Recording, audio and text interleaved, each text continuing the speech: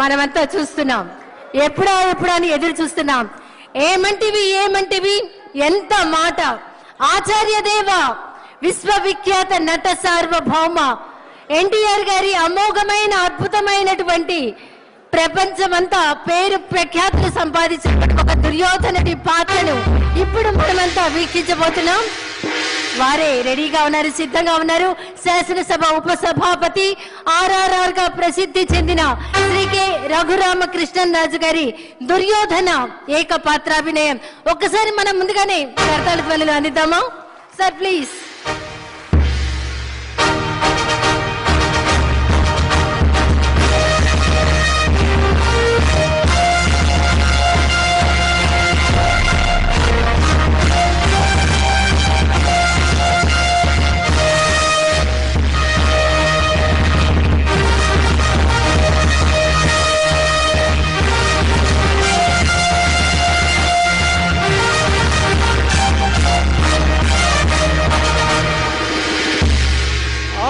ఆచార్య దేవ ఏమంటివి జాతి నెపమన సోత శుద్ధుల కింద నిలువ అర్హత లేదందువా.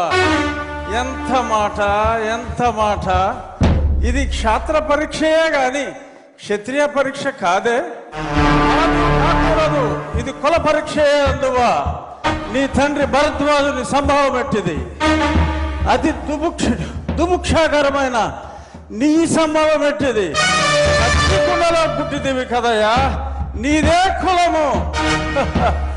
అంతేగాక ఈ మా కుల గురువైన వశిష్ఠుడు దేవకీ వేషయగు వరసి పుత్రుడు కాడా, ఆయనదే కులము. ఆయన పంచమజాతి కన్యయగు అరుంధతి యందు శక్తిని, ఆ శక్తి చండాగణ యందు పరాశరుని, ఆ పరాశరుని పల్లె పడుతైన మత్స్యగంధి యందు మా తాత వ్యాసుని, ఆ వ్యాసుడు విధవరాండ్లైన మా పితామహి అంబికతో, నా తండ్రిని పితామహి అంబాలికతో, నా పినతండ్రి పాండురాజును, మా ఇంటి దాసితో ధర్మ నిర్మాణ సరుడని మీ అందరితో కీర్తించబడుతున్న ఈ విదురదేవుని కనలేదా? నాతో చెప్పిందేమయ్యా. భక్తి క్షత్రబీజ ప్రాధాన్యములతో సంకరమైన మా గురువంశము ఏనాడో కులహీనమైనది. నేను కులము వ్యర్థవాదములు.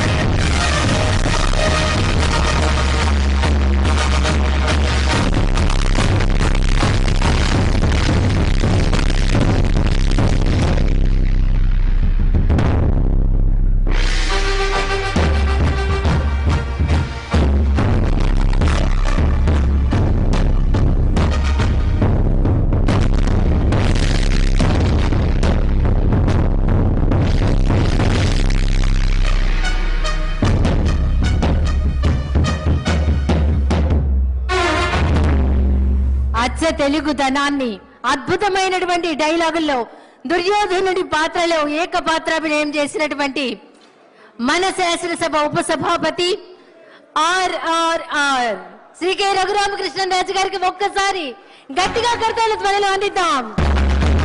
అభినందనలు సార్.